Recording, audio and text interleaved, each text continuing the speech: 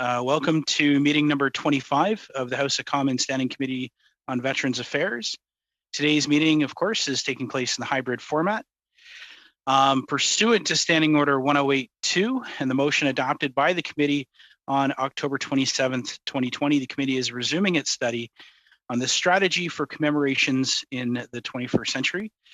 Welcome to all the witnesses who've taken time out of their days to join us and help us with this study today. I'll introduce all of you individually, and then we'll do a round of opening remarks, 5 minutes from each of you, and then we'll go into questions.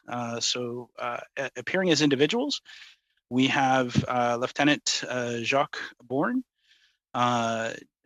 We also have Mr. James D. McMullen, Major Retired. We also have Mr. Sean Smith, Master Corporal Retired. Mr. Lee Windsor, Associate Professor of History, Gregg Center for the Studies of War and Society, University of New Brunswick. And appearing representing the Halifax Rifles, we have Corrine McClellan, Honorable Lieutenant Colonel. Thank you to all of you for being here today. As I said, each of the witnesses are going to have 5 minutes for opening remarks, and after we'll proceed with rounds of questions. When you get to the 1 minute mark, I'll just be holding up my signal for 1 minute left. Don't panic. A minute's actually a long time to wrap up your thoughts, but please do conclude your remarks. And I'll be doing that throughout today. One of my roles is as the official interrupter, so I do apologize in advance for those that I have to interrupt in order to play referee today. Starting us off again. Lieutenant Colonel Jacques Bourne. The next 5 minutes are all yours, sir.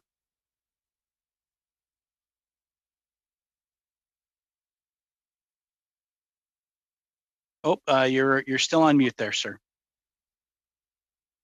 Just unmute your microphone.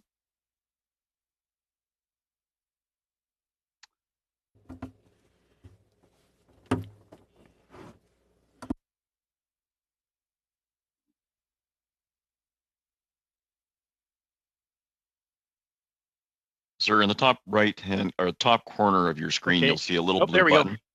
Yep, you got it. Excuse me, huh?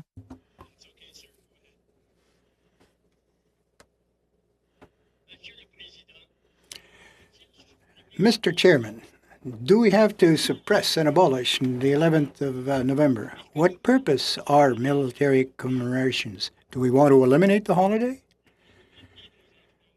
Did you bring your children to the monument on November the 11th, prior to the pandemic? Personally, I provide secondary seminars to high school students during Veterans Week, and I bring special guests, including a corporal who was wounded in Afghanistan.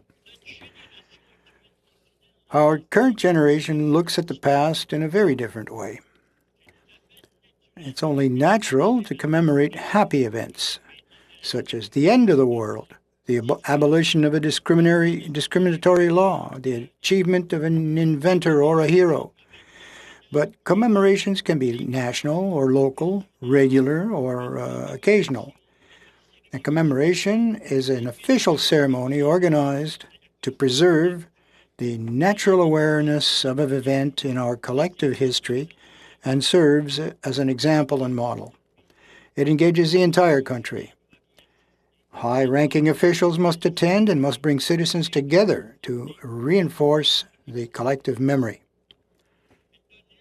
It also gives rise to events outside and beyond the ceremony. National ceremonies commemorate the memory of great men, combatants, and civilian or military victims. I'm currently one of the directors of the Military Field of Honor of Pointe-Claire. We've had more than 20,000 soldiers of all ranks resting in peace. Several commemorations are held here. And I'm sure that not a third of the audience here are unaware of this prestigious ceremony and cemetery that we have at Pointe-Claire. We celebrate a lot of these commemorations, especially as a member of the 3rd Montreal Artillery Battery, and also in charge of the museum. It's a mobile museum. We have 3 1943 trucks, 3 25-pounders, 1 ambulance jeep, and 2, believe it or not, 88mm guns. All of these are operational. The 3rd Battery goes to 10 different places during the Armistice Week. We participate in the St. Patrick's Day Parade in Montreal.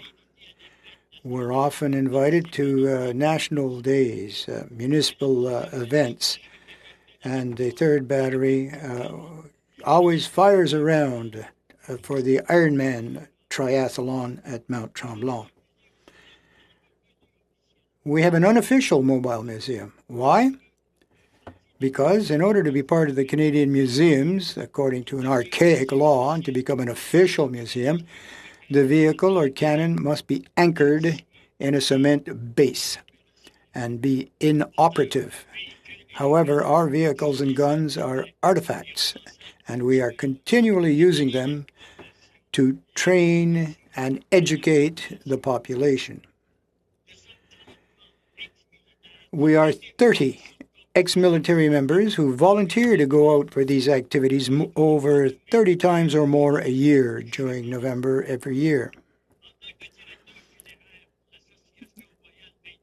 As past president of Canadian Legion, I meet soldiers' families, and I take care of these funerary events.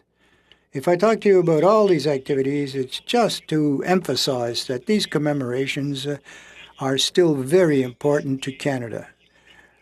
Lest we forget, Mr. Chair, the floor is back to you. Thank you very much, sir. We're going to suspend just for a moment before we go to the next speaker. I see MP Desilets is here. We'll do your sound check very quickly. So we'll just suspend right now.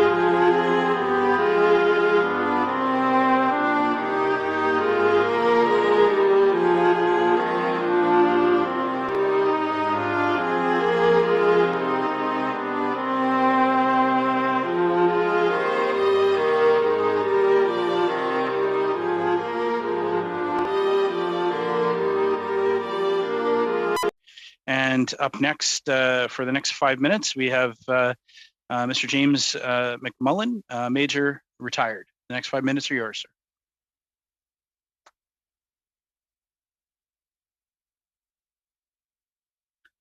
Sorry, Mr. McMullen, if you can take yourself off mute, please. On the screen, there's a little microphone. There you go. Excellent. Okay. My name is Jim McMullen. I'm 82 years old and served my country faithfully and honorably in a military uniform for 38 years. 17 in the ranks, 21 as an officer, the last 10 as a major. My position within the military was financial administration. My dad went ashore on D-Day and fought through France, Belgium, Holland, and Germany. My oldest brother died in Germany, a Lance Corporal serving at Soest. He is buried in Hanover, a product of the Cold War. My younger brother served 25 years, including Cyprus. And my sister, Winifred Chafe, was selected as the sponsor of the ship HMCS Glace Bay. Too young for Korea and too old for Afghanistan. I have served Canada from Victoria in the west to Halifax in the east, including 2 tours in isolation, Pagwa River and Moosonee.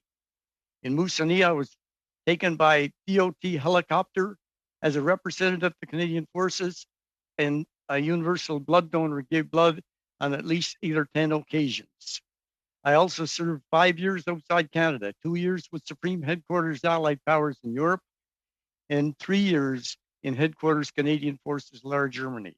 I am married to the same lady for 62 years, who has supported me in the military life while raising 3 sons through 12 moves. In retirement, I have no contact with the military nor with any political organization. I, however, have spent my retirement promoting the work of Canada's military. For these initiatives, I have been recognized on television and newspapers. This includes books I wrote on the First World War veteran Victoria Cross recipient, a book on wartime airmen from Cape Breton, and one on Cold War veterans. I have also made approximately 40,000 placemats depicting all aspects of our past and present military for this distribution in our son's restaurant in the weeks leading up to Remembrance Day. However, the reason for my presentation before this committee is to convince Veterans Affairs they have an obligation within their mandate to promote recognition and remembrance for all veterans. The 7th Book of Remembrance was commemorated, keeping with the original intent of all books of remembrance. That is to be a substitute grave for loved ones who may never be able to visit the actual grave of a husband, son, daughter, or other relatives to see their names inscribed in memory. My brother is interned in the grave in Hanover. He was killed in an automobile accident and is not in the Book of Remembrance. There is no substitute grave where his family may ever recognize his death. In the early 50s, Canada supported its obligation within NATO, moved land-based troops to northern Germany as a component of the British Army on the Rhine, while the Air Division set up in France and southern Germany. From the onset of the mission, the number of deaths amongst our military serving to fulfill our Cold War commitment was a problem, with the first occurring in the northern sector in December 1951, eventually totaling over 200 buried in Germany, in France, and in Germany, and 300 plus buried in France, Denmark, and Great Britain. Any death in the military is investigated. A board of inquiry determines if the death was directly attributable to the military, and if so, generally provides survivor benefits. The second is a summary investigation that goes deeper and could include legal action. Their results were never used for entrance into a Book of Remembrance.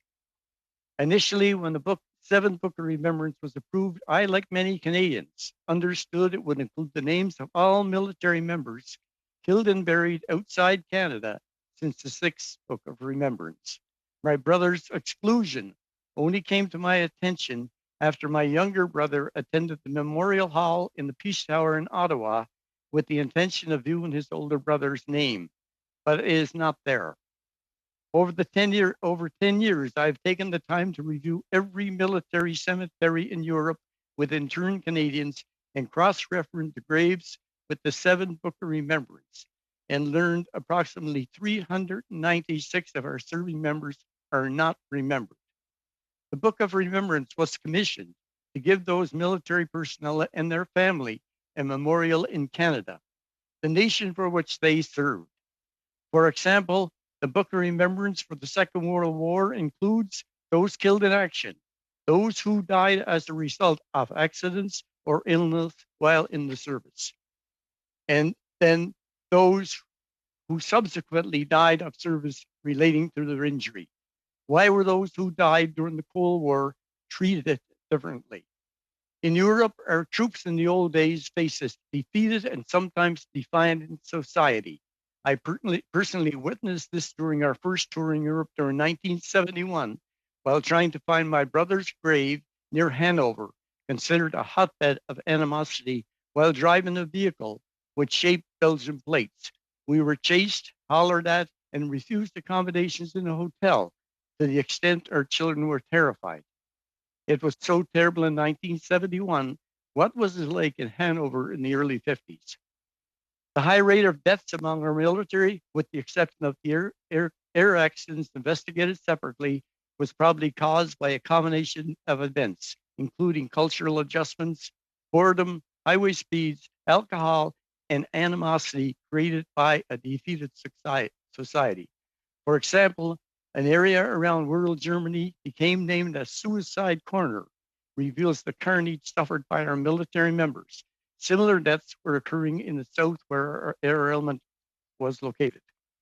To resolve some issues, recreation specialists were even tasked with requesting local families take in military members for visits during holidays. In the case of my brother, a Dutch family who had made friends with Canadian soldiers who liberated their village on the road to Nijmegen during the Second War, volunteered, and it is possible he was coming back from visiting them when he was killed. I have used all my resources to get the names of all deceased veterans who were posted, died, and are buried outside Canada during the Cold War into the 7th Book of Remembrance. But I have failed. In reviewing your strategy, I will pass on the hope. They will take the time to appreciate the meaning of the Books of Remembrance and use your power to ensure all deceased veterans who were posted in foreign lands where they died for whatever reason and are buried are given a place of remembrance in the nation they served and will always be remembered. This appearance is the culmination of a quest that had occupied more than 10 years of my life. There are times based on negative responses I received from both Veterans Affairs and the Legion that I wanted to quit. However, I still believe Cold War veterans who have died serving overseas, where they were sent and are buried, deserve to be properly thanked by their entrance into the 7th Book of Remembrance. And further, their families deserve to have them returned home, at least symbolically. This committee has the power to make this happen, and I'm sure it would be met with approval from the hundreds and perhaps thousands of relatives and friends of the deceased. At this time, Honorable Speaker, I will end with a plea to all present. All our deceased veterans buried outside Canada deserve to be remembered. They died while representing Canada, but some are completely forgotten. Please use your power to get them remembered. I thank you very much. Thank you, Mr. McMullen. Up next, we have Mr. Sean Smith, Master Corporal, retired. Mr. Smith, 5 minutes, please.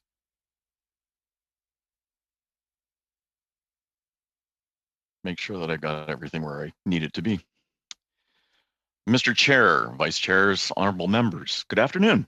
My name is Sean Smith. I served with the Canadian Forces Primary Reserve as an armored crewman with the British Columbia Dragoons and the South Alberta Light Horse from 1986 to 2001. 13 of my 15 years was service in full time, including tours of duty with the United Nations in Cyprus and NATO in Germany. I am the 9th generation of my family to serve Crown and Country, dating back to Sergeant Robert Perry, a loyalist who served with Jessup's Loyal Rangers during the American Revolution. My family has been involved in almost every Canadian conflict, foreign and domestic, from the War of 1812 to the end of the Cold War. For me and my family, remembrance is not a day or a month in the year. It is every day. It is with this history in mind that I have the honor of presenting my suggestions on how we as a nation can better remember those who have served and sacrificed for Canada, while continuing to recognize the ongoing service for those who proudly wear the uniform of our country today. Veterans, serving or retired, are living history of our nation in war and peace. Unlike memorials of stone and steel, they had the ability to share their experiences of wars fought and peacetime duties done. Growing up, I listened to my father telling me stories of service in the UN in the Belgian Congo in 1963-64. And I read my great-grandfather's memoirs of serving with Sam Steele in South Africa during the Boer War. It is these stories that connected me to remembrance. While well-known stories of valor and sacrifice of some of our nation's heroes is important, they are not stories that directly connect the majority of our youth, the carriers of our memory, to our collective history. I am sure Member of Parliament Broussard would attest to the difference between a child simply seeing a firefighter and a child who has a chance to talk to a firefighter or watch them work. I'm sure that Member of Parliament Sampson can attest to the difference of a child learning from something from a book and a child learning something from experience in person. Making those connections embeds a memory with meaning.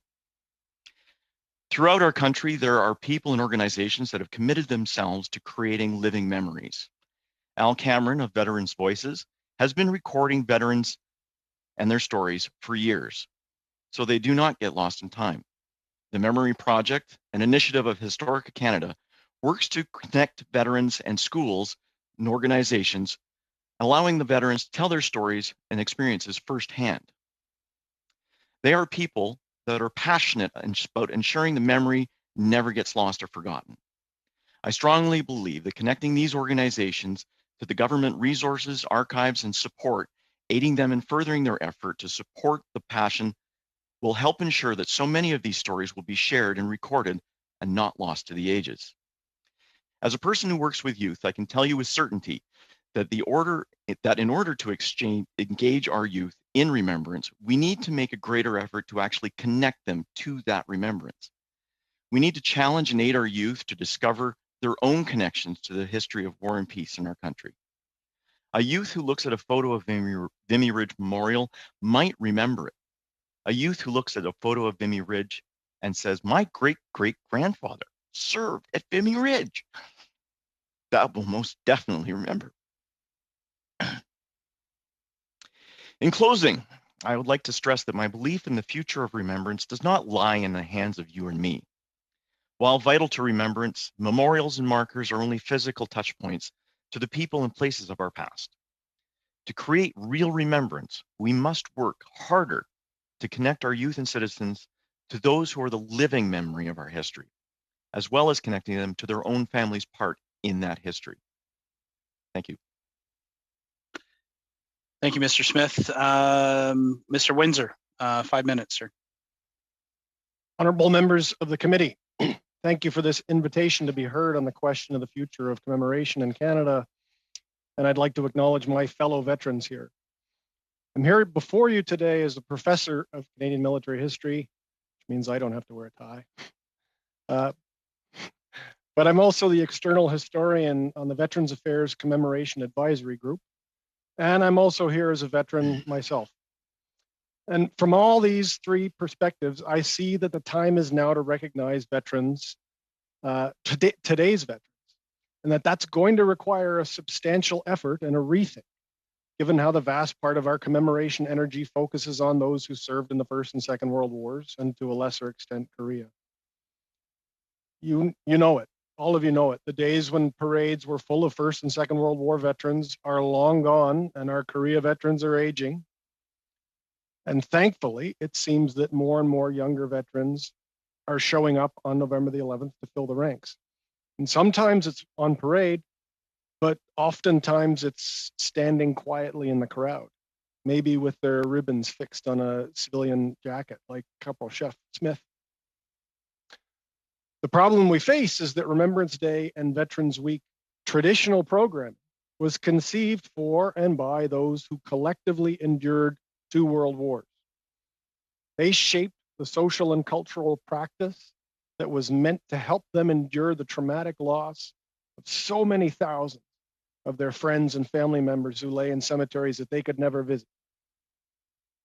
And the people who remember that loss and who gathered to remember on Remembrance Day are now the minority. The majority of Canadians who remain, including so many new Canadians who come from places that experienced the 2 world wars very differently than our country did, they need new ways to understand Canada's past. But most importantly, today's veterans need to see change. They need to see themselves in commemoration programming. I've had the good fortune through service on the Commemoration Advisory Group to attend summits with representatives of dozens of modern veterans organizations, speaking for tens of thousands of Canadian Armed Forces members who served after Korea. And it is clear from those conversations that modern veterans are not asking anyone to forget about those defining World War experiences, stop acknowledging the accomplishments or the loss from those 2 conflicts. Most of the veterans I know, myself included, are proud to be associated with the achievements of our predecessors. Our military culture on our bases, in our units, in our traditions, constantly reminds serving and retired members of the armed forces that they carry on that legacy. You've heard that message today already. However, members who served since then have also accomplished great things. And sometimes you might not be able to see the impact they made in Cyprus or Bosnia. They couldn't see it at the time because the result wasn't clear until years after they came home. It's high time we help people understand what modern Canadian veterans have done for the country. And modern veterans need it for their good health. To endure extreme stress, armed conflict, danger, to bear witness of the suffering of innocent people in dozens of war zones around the world without recognition or validation from one's fellow citizens or from one's prime minister creates a potential for an injury to the soul. I know that Veterans Affairs staff have recognized this internally, the need for a new commemoration strategy. And our commemoration advisory group agreed and helped us shape and draft that strategy that I believe you all have been briefed on. The problem to solve, though, for the staff and for the CAG is how to bring these new stories into the equation and not abandon the old or forget Canada's wartime accomplishments and law. The solution, I think, is simple. It is not to give up one for the other, but to fully integrate them and to draw out the continuities and the issues of cause and consequence. The concept that we see is that from 1914 to the present, there is a clear pattern of Canada playing a major role in international coalitions seeking to maintain peace, order, and stability in the face of armed aggression, from rallying to the defense of Belgium from foreign invasion in 1914 to Poland in 1939, all the way through to Afghanistan and the current missions in Iraq and elsewhere. There is a clear link to post-1949 missions that they're designed to achieve the same goals, albeit in the face of different and varied challenges. Members in more recent decades, they serve the same ideals and the same goals: to protect Canadians at home and to build a better and more stable world, and to stand up to those who would use armed aggression as a political tool. And the danger for them was ever present, even when bullets did not fly. And sure, the nature of military service in the last 70 years got a heck of a lot more complicated. It is harder to demonstrate the impact of service. You cannot point to the hill captured or the city liberated from Nazi occupation. Success on many of these missions comes when things grow quiet or stay quiet, however tense. Our greatest challenge in getting this message across is a lack of awareness, because Canadians did not share in these modern conflicts with veterans the way the whole nation went through the two world wars as one people. Well, that's a debatable issue. It will take much work to help people today see all the ways that modern Canadian veterans have served, to build meaningful understanding of what Canada has asked its soldiers, sailors, and aircrew to do on our behalf. They have always stood ready to do what was ever asked of them, from rescuing people in disaster zones through to going to war under United Nations authority. And clearly, the consensus growing here is to target that programming on public education, because reaching the next generation in the classroom is the best way to ensure the service of all veterans is understood first, then integrated, and then maybe remembered. I see that this strategy can reach new Canadians who have moved here from every part of the globe, often fleeing from wars and the aftermath of war and disruption in their own country. Many of those new Canadians might be able to relate to Canadian Forces peace and stability missions or humanitarian aid missions in the past 70 years. And that might in turn generate their interest in the longer history of CAF service in the two world wars. Lastly, I wanted to add that veterans do not want the story sugar-coated. They want their efforts recognized in honest terms, so the Canadians might understand what they did and what they endured. And this can go a long way to their health and well-being. And thank you for your time. Thank you, Mr. Windsor. Up next, Honorable Lieutenant Colonel McClellan. The next 5 minutes are all yours.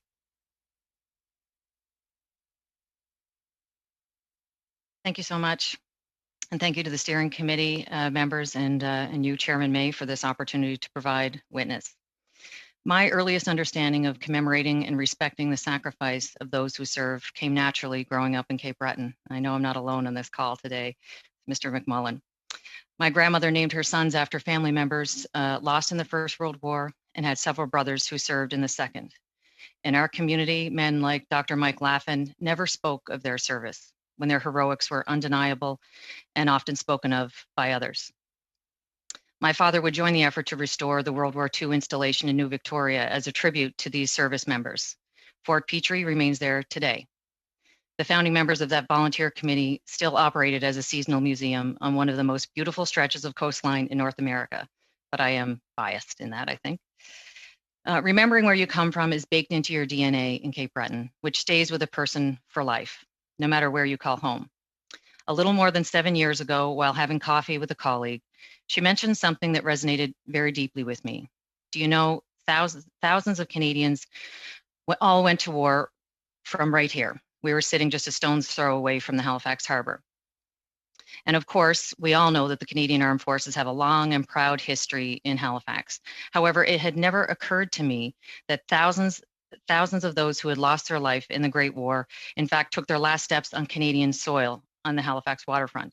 It was a profound realization for the both of us as we sat there. The images of feeling, people not far from where we were saying their last or forever goodbyes, and that weighed heavily on the both of us. There was no big event, no marker of this particular place as a sacred ground that captures the far-reaching impact of those goodbyes. Thousands of people thousands of people would visit the Halifax waterfront and leave not knowing of this significance outside of it being a tremendous tourist destination with proud maritime traditions and also historically connected to one of the largest man-made explosions, which of course only happened because of the city's pivotal role in the Great War. And those are dots that are not always connected for everyone, including, our kids who are in grade school. But war museums around the world do this on such a grand scale. And here in Halifax, I felt that we also had a sacred ground for the nation that we could mark. And we all felt, as sort of an ad hoc committee that we formed, that it should be acknowledged in some meaningful way. Initially, I was told that government doesn't do monuments or infrastructure any longer. So we recollected ourselves, and we thought perhaps we could do or could stage a reenactment of troops marching from the armory to the Halifax waterfront as they would have 100 years ago to mark the centennial. And that idea was rife with problems and logistical issues and we ran out of time. Then, meeting some local military historians, I was introduced to Ken Hines, curator at the Army Museum at Halifax Citadel. I shared the idea of marking these last steps somehow. We talked about trying to do anything that was low cost, that we could practically shoulder ourselves as volunteers. And then it was a conversation I had with Nancy Keating, a dear friend, a well-known artist, and someone with a very proud history of family service. In an instant, she seemed to elevate the entire discussion, literally and figuratively, and began sketching at that table what would become the Last Steps Memorial Arch that stands on the Halifax waterfront today. It was at this point that it seemed possible, but even the most modest of ideas took what felt like a Herculean effort to get people to see how easily this could be and why it was so important for so many. One of those people. Please. Sorry. Oh, I just. Sorry. Yeah, I think somebody just didn't have themselves on mute. Sorry for the interruption. Please continue. No, that's quite all right. It's a good break because one of those people was Andy Fillmore in his previous tenure at the province of Nova Scotia. He and his colleagues seemed to embrace this idea without reservation for what felt like the first time in all of the discussions that we were having. I had always held the centennial of the departure of the 25th Battalion from the Halifax waterfront on May 1915 as an artificial deadline for my kind of giving up and trying to do something. And it was fast approaching in May of 2015, knowing you don't get another chance at a centennial. I don't think anybody's figured out that science yet anyway. Nancy then developed a conceptual drawing of the arch, reminiscent of the gangways that connected the ocean liners seconded into service during war times, as well as the historic victory arches of Europe. The illustration was breathtaking. Pier 21, Parks Canada, so many people and organizations could really see the vision now. Something that was understated but powerfully meaningful with just 3 words that said it all. the last steps. We unveiled the concept on the centennial of that fateful departure. However, we did not have 1 cent committed to the build. You could call it a gamble, I guess. But we believed that others would see the importance, and they did. The Halifax Foundation, the City of Halifax, Develop Nova Scotia, all supported the idea instantly, and we did come to find out that the federal government would support, maybe not the type of infrastructure that others maybe thought, but this was modest enough, I think. So they became an anchor funder through a COA. Concurrently with this, I was introduced to some visiting representatives from Belgium. I shared with them the idea of our last steps. It seems so small to them as their country is just steeped with memorial tourism and is peppered with monuments. But they were on our team. They remained supportive from afar, and we stayed in touch as I was able to visit them many times. I would learn over 30,000 of our war dead are buried in Belgium and see firsthand how their graves are cared for and their stories are cherished. I wish every Canadian had the opportunity to visit these battlefields and the scarred but beautiful countryside of Flanders to feel that kind of pride. There's nothing like it. Because of this, the Last Steps now has a sister arch in Belgium, the Canada Gate, also of Nancy Keating's design, and it is proudly in Passchendaele, the very place where Canadians fought in one of the most costly battles in our nation's history. None of this would have been possible without the Army Museum, Major Ken Hines, and so many bright lights along the way who kept pushing and putting one foot in front of the other. At times, I simply felt like a witness to it all. Whether it is the last steps, a ceremony, or a virtual event, the act of remembering, no matter how hard it may seem, can never compare with the service and sacrifice of our forefathers and mothers. These projects are worth doing for everyone, every year, and for every story there is to share. They are all sacred. Canadians have left an indelible mark around the world, and it is our responsibility to uphold their memory in creative, but more importantly, meaningful ways.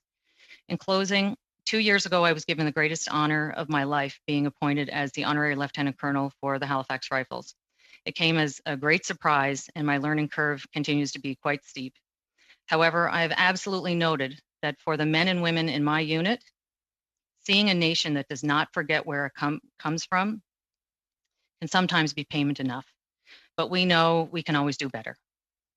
Our regimental motto is Sed Nullis, or yield to none. As a country, the least we can do is be unyielding in our gratitude and in our support of those who serve today, and meaningfully commemorate the service of those who have passed. Thank you, Mr. Chairman. Thank you very much. And we're going to go right into the first round of questions. And first up, we have MP Wagenthal for 6 minutes, please.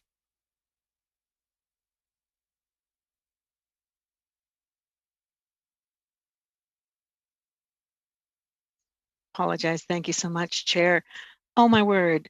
This is when I get really frustrated that we have so many phenomenal witnesses in such a small amount of time to even begin to try to respond to you all. Thank you so much for what you've shared with us today. I think if our young people heard even what we heard today, it would ignite something in them. So powerful. Thank you. Mr. McMillan, thank you so much right off the top there for everything that you've shared and the passion and the personal connection that you have to this opportunity that you have taken to make a difference in regards to our books of remembrance. I wrote down twice through your conversation, 396 not remembered. Why not? Why not? And then later on, you expressed your frustration and almost stopping your efforts with the reasons that were expressed by VAC and by the Legion. Could you tell us a little bit more about what the rationale was for not recognizing these individuals in their service to Canada? Can I speak? Yes, please. This is the book I produced, and you can see it lists every element who died and how much it comes to, and the difference being the ones that are left out. To answer your question, I have no idea. I wrote the Legion, I wrote Veterans Affairs, I wrote the Secretary General of NATO in Brussels because I was there, and I wrote everybody else in between. Along the way, I even produced a booklet about the Air Force people who died in the Waterford. So I have done everything possible, but I have given up. And I feel, I hate to say this in front of people, but I think Veterans Affairs is a dictatorship that does what they want. I have no connection with them. When my dad came back from overseas in 1945 or 46, there was 7 of us boys in one bed and 3 girls in the next bed. Veterans Affairs got my dad a beautiful home. It's still in our name today. There was no indoor bathroom. Veterans Affairs got him, with a shortage of iron, a septic tank in St. John, New Brunswick, and had it shipped to Glace Bay. Mhm. When my mother died at the age of 48, Veterans Affairs helped my dad get a job as a cleaner in the post office, leave the coal mines, work in the post office. So I had the utmost respect for Veterans Affairs, but I don't anymore. Why? Why have they put this? Why have they done this? There's So, no sir, cost to it. So, sir, are you saying that you never heard any response back to your inquiry? I got all kinds, and I left them in the other room. Some of them I shredded. This one here came from who? I don't even know. But some of them, I don't know, ignored my intelligence with the responses I got. Okay. And the answer comes right to the last sentence. No, they shall not be remembered. Thank you. Thank you for very not. much. Thank you for not giving up and for giving us an opportunity Well, today to be challenged. Just remember, I'm 82 years old. Gotcha. Thank you you. so much. I have time, I hope, for one more question at least. I'm sorry I took up so much time. No. That you were wonderful. Thank you so much. Let's see. Goodness.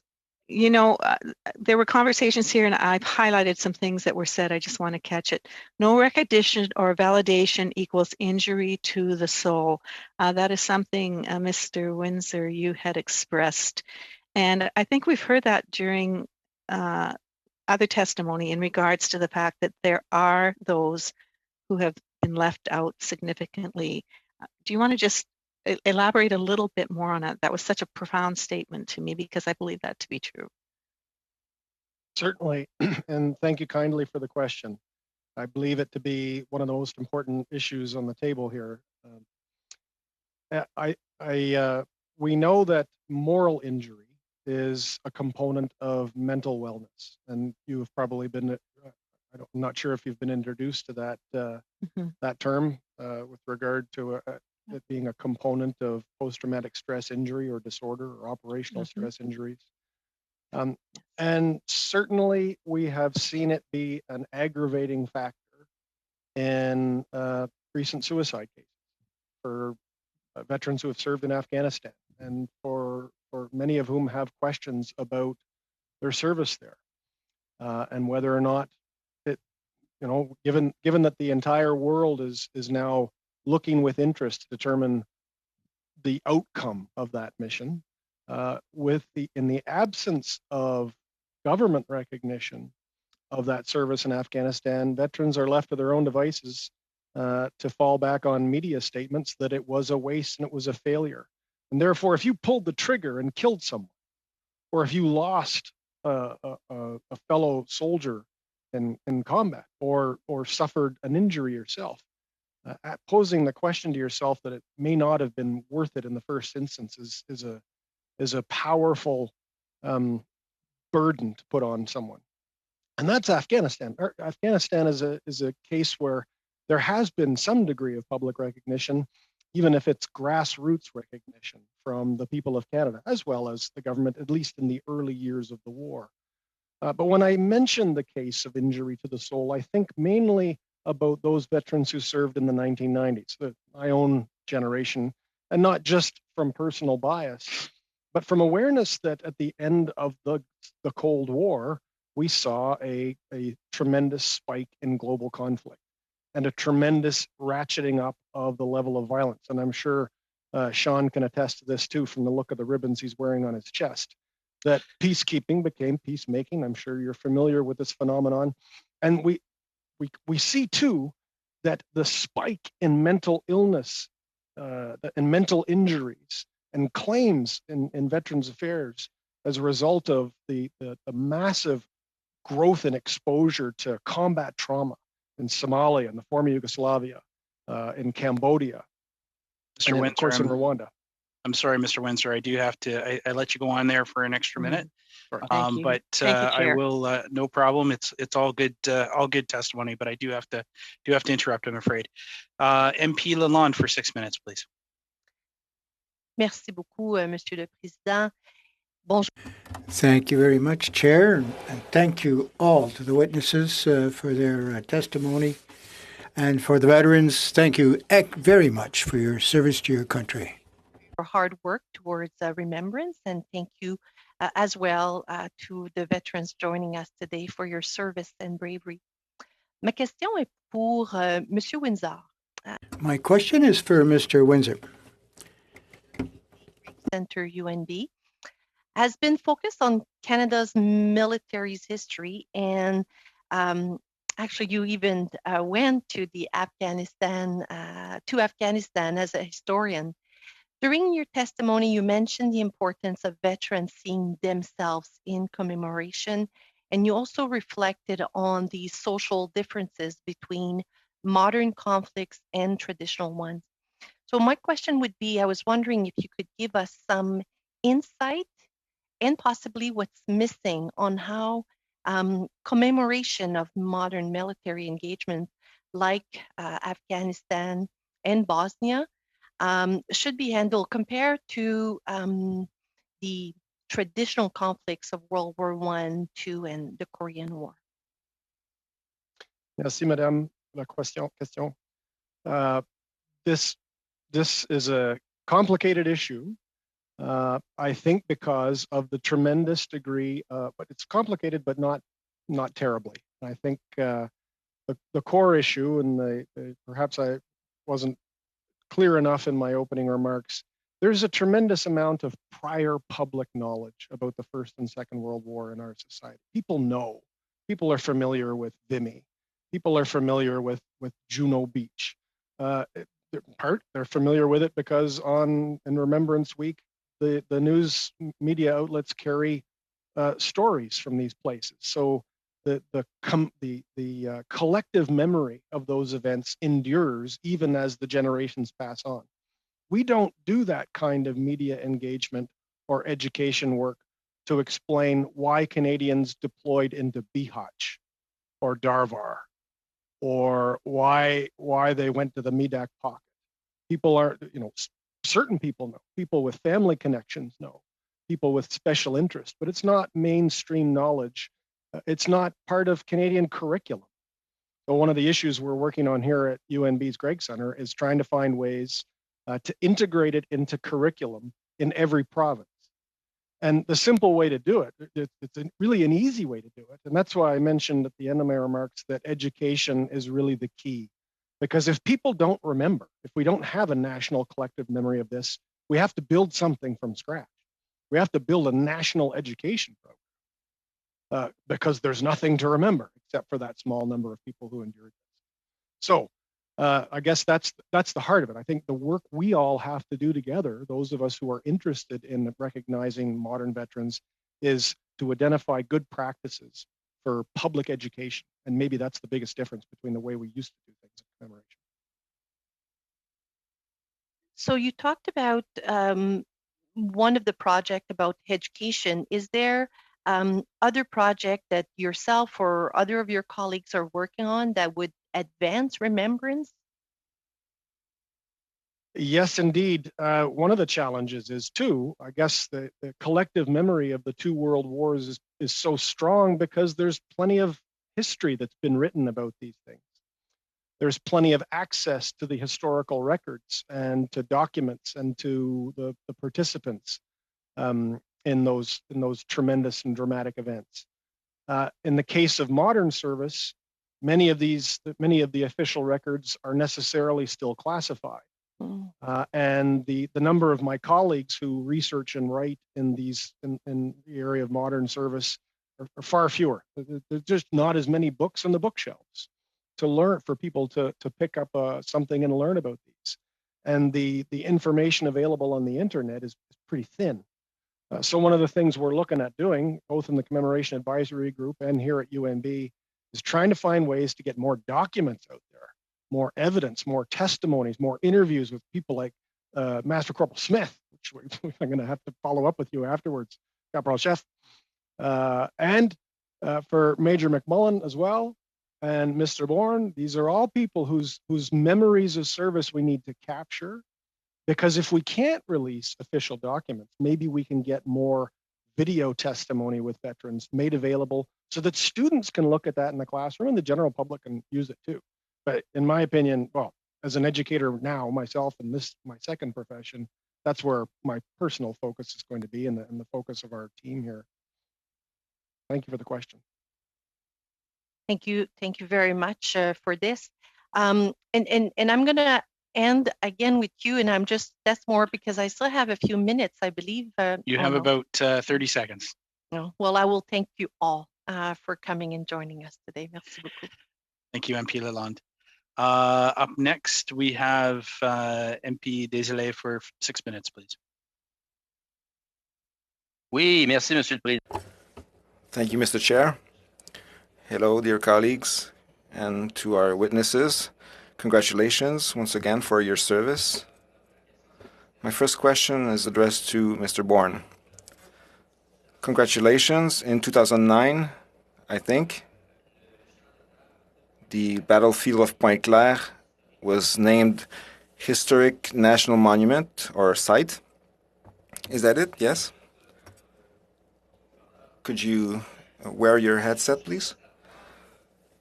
I'd like to know, is it exactly in Pointe-Claire that Léo Major was buried? Mr. Bourne? Unmute yourself again there, sir.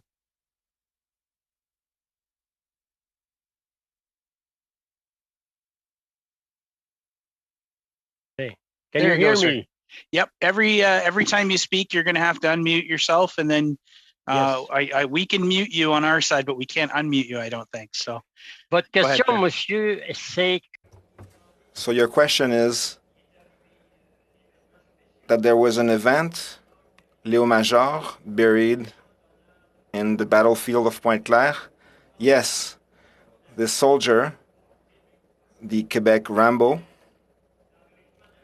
was in the La Chaudière Regiment and then the 22nd Regiment. After the Second World War, he was in Korea. In the Second World War, he was the only one able to save a whole village thanks to his special techniques. Unconventional, that is.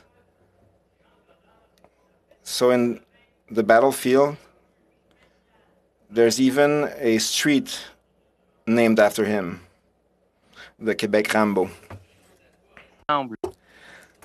What does his tomb look like, his grave?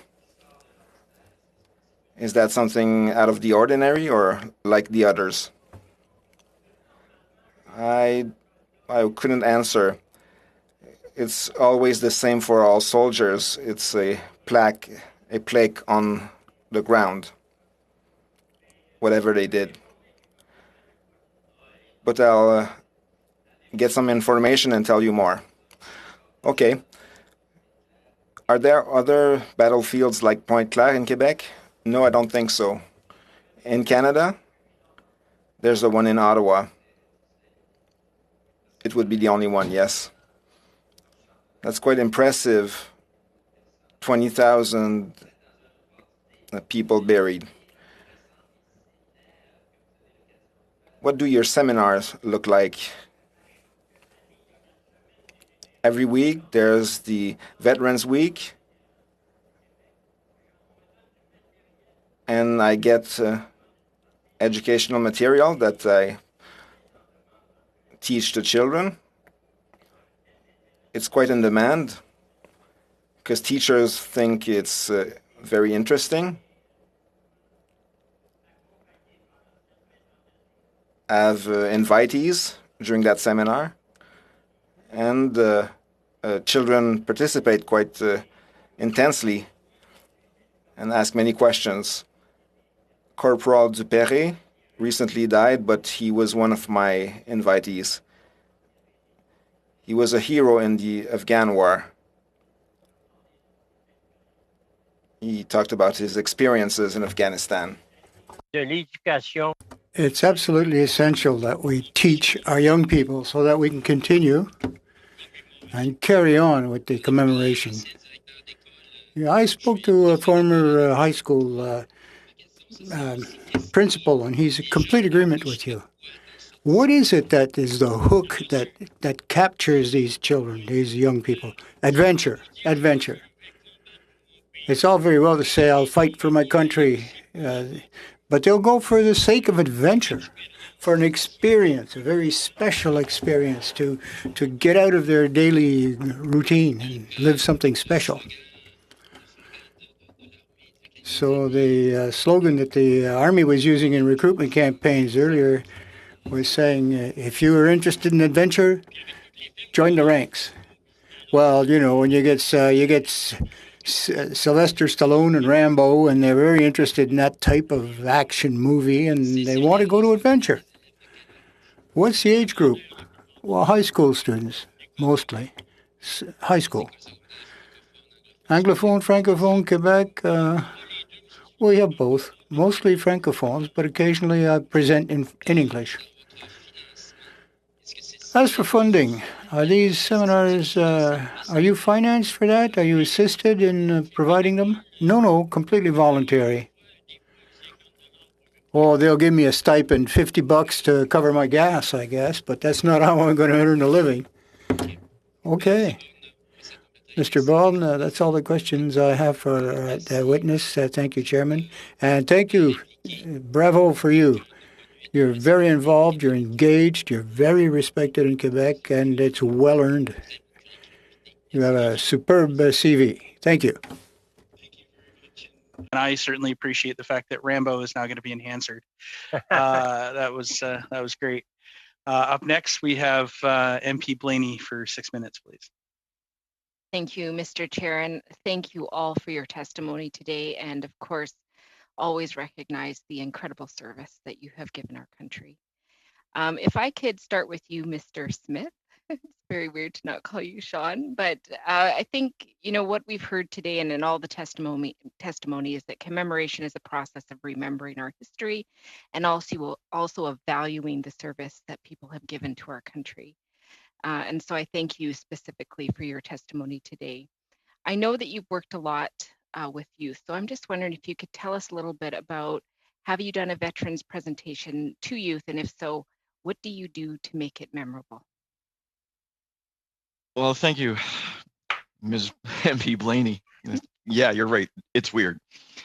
I've been part of the Memory Project with Historica Canada now for several years, and I quite often get invited to various schools in my area to make presentations. One in particular, I went to a middle school, and I waited until all the students were in the gym, and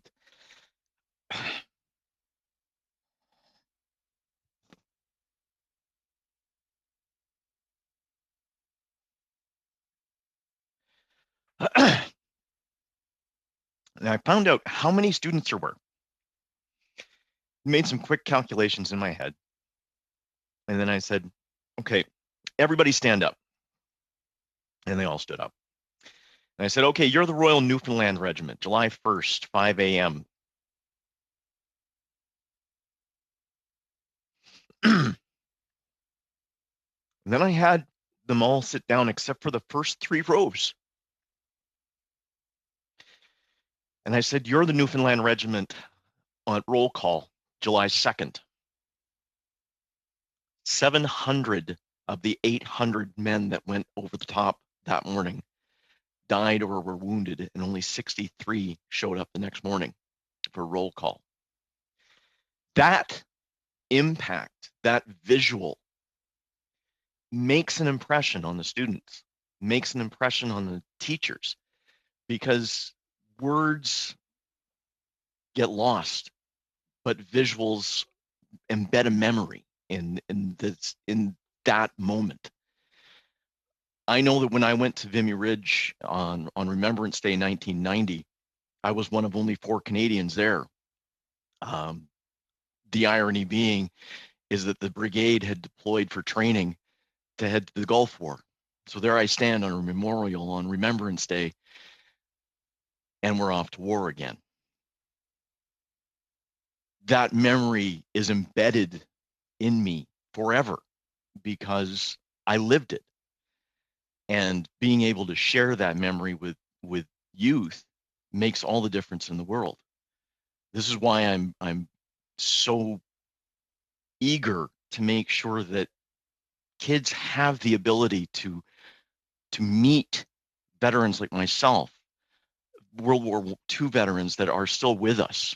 I know we have one locally, Carl.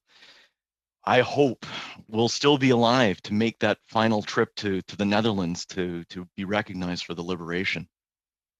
I like kids to meet Carl because he is a living embodiment of a moment in our history. And nobody can tell that history like a person who has lived that history. Like Mr. Windsor had mentioned, you can't talk about the Medak pocket and expect people to understand it. You need to have somebody who was at the Medak pocket to understand it. My buddies came back from that messed up. But they need to share that story. It's important. As you can tell. Thank you.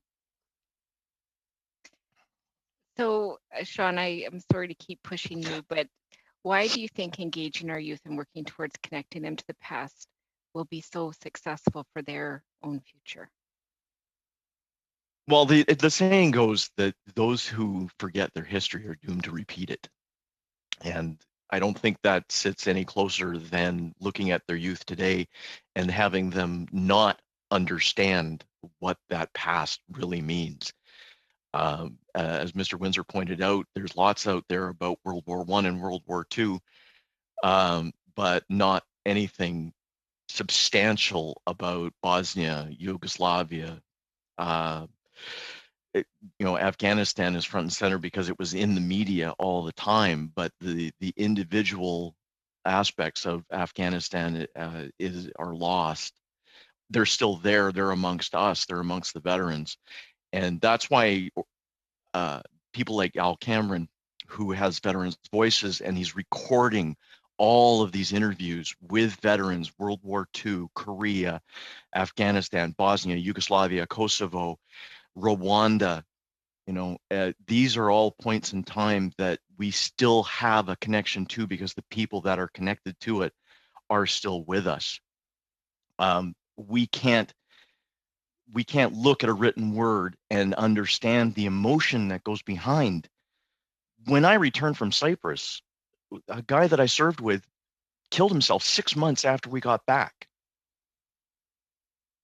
People don't know how much of an impression that has on us until they actually have an opportunity to speak to us. I want to get to a point in our lifetime where I can go into a school on Remembrance Day to talk about something and not have some kid come up to me saying, "Hey, did you kill anybody?" I never would have ever considered saying that to a veteran coming into my school when I was a kid because it was still very present in our mind. There's a long road. Thank you very much, Mr. Smith, for sharing that important perspective with us today. Up next, we have for 5 minutes, MP Broussard. Thank you, Chair, and thank you to all the witnesses today for extremely compelling and powerful testimony. Sean, it's okay to cry, man, because I cry all the time. I swear to God. This is an emotional thing for all of us sitting on this committee. One of the things I want to focus on with you, and picking up on Miss Blaney's theme about youth, I happened to be critic for Veterans Affairs during VIMI 100. I went there, Beaumont Hamel, unbelievable the sacrifices that the Royal Newfoundlanders made. Of course, VIMI, we all know the story there, but I came back and it really was a life-altering experience. There's no other way to describe it. And many people that were on that trip as part of the delegation felt the same way. And I said in the House at the time that, you know, just as much as many of the pilgrimage sites that exist for religious or other circumstances, whether it's the Taj Mahal or the Wailing Wall in Jerusalem, I think VIMI should be Canada's pilgrimage site for young students. And I just want to know what your opinion is on how we can make that. I know there's a lot of engagement within high schools across the country. There were thousands and thousands of students that were there, but how better can we do that? Because I think it's that important. The thing that really hits home with VIMI is the memorial itself and parts of that memorial. You cannot look upon the watcher, that single female statue facing towards Givenchy, and not be touched by it. If we had some means of bringing a part of that memorial to the people, the names, those names that are engraved on that wall, where people can touch it and feel it and understand it, to look at those names, to look at those 11,258 names and see names that say so-and-so served as so-and-so because they joined at 14 and celebrated birthdays fighting at Vimy Ridge. Those are touch points that you cannot talk about and get that emotion across. Yeah, it is powerful. I actually, before I went, I put it out on my social media feeds. If anybody had a family member whose name was on that wall, I actually took pictures of their name and then emailed it back to them. And I mean, the level of gratitude was just profound. But Sean, you're absolutely right. It's just amazing. Mr. McMullen, I want to go to you because the books of remembrance are such a profound part of Parliament when they were in Center Block and now in West Block. And my wife's uncle, Robert John Westgate, is in there. And we actually sat in for the page turning ceremony and showed the video to my mother-in-law. And she still cries to this day because she remembers the day he was killed. So those books of commemoration, oftentimes, during a moment of pause in Parliament when we were all sitting together, I would go down there just to look and reflect and remember why it is that I have a seat in our symbol of democracy. So for those names, and I want to just throw a couple of them into the record here, Mr. McMullen, if you'll indulge me. JTM Levesque, Sergeant, Royal 22nd, Commander St. Jean, Rifleman, Queen's Own, Private Mason, Horse Artillery. How simple of a process should this be that these names get put into this book of remembrance, Mr. McMullen?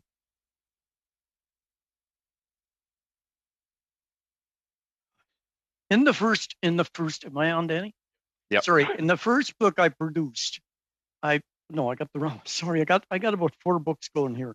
In the first one I produced, I showed everybody who died from all the graveyards, and then I went to a second book, and I just produced the names of the people who were left out of the book. Now, in the first book, I say that Veterans Affairs took it upon themselves to say that you, even though you're in Germany, a long way from your parents, and you were killed in a car accident, are not in the book. But an hour before you left work, you served, I'm not picking on the Air Force, don't get me wrong, I was Air Force, but you serviced an aircraft, and the aircraft went up in the air, crashed, and the pilot was killed. He's in the book. You're not in the book. The jobs were not exactly similar, but you were both a long way from your country, and your country sent you there. It was not a time, the 50s were not a time when you said, oh, I don't want to go there. I was in Halifax in the winter of 1956. A troop train arrived from Quebec City. The provost had secured the troop train, and it went right in the station in Halifax, and they closed the station. Everything, it was too late to hit a snowstorm. There was no supper. I was there, house stationed there. I went to the door, knocked, got a provost. I spent about 3 hours running back and forth to a restaurant to get these soldiers coffee. At 3:30 at 12 o'clock, they marched across the Pier 21, and I went back to my barracks. At 3:30 in the morning, I heard the SS New York blow as it cleared Halifax. The next thing I heard, my brother was killed. To Mr. And I Smith's, wonder, yeah, to Mr. Smith's point, these are the stories that we need to hear. Yeah. well, I wonder how many more people that I brought, soldiers that I brought food to that night, are buried in this book, and nobody seems to care. Like, you know, they are the only soldiers, the only military members who left Canada. And I know, and I worked on the first war. This is John Bernard Croak. I worked on them all. How many people know that they're the only ones that were posted from Canada, where they died by whatever cause, and are not remembered? And I think that's wrong, Mr. Thank you. Mr. Thank you. Thank you, Mr. time. McMullen. Thank you for the time, Chair. Not a problem. Okay. Up next, for 5 minutes, we have MP Casey. Thank you very much, Mr. Chair. First of all, I'd like to welcome all the witnesses, and for those who have served, to thank them for their service. I want to direct my first couple of questions to Ms. McClellan. Ms. McClellan, your presentation was impressive. The fact that you've been appointed as an honorary lieutenant colonel, I've had the honor of being able to congratulate a couple of constituents who have also received that, and the caliber of people with whom you serve in that role is extremely impressive. But my question, you talked about that, and you talked about the Halifax Rifles and the commemoration. I had a look at your bio, and one of the things that you didn't talk about that I'd like to hear more about is your role with the Belgian government as an in-Canada representative, and how you were able to amp up the commemoration on their behalf of Canadians visiting Belgium. So if you could talk a bit about that, and what we as Canadians may be able to learn from your work in that regard. Absolutely. Thank you so much, MP Casey. I did have a lot of that in my first draft, but I realized my time was so short that I had to edit it down. You're welcome. Yes, thank you.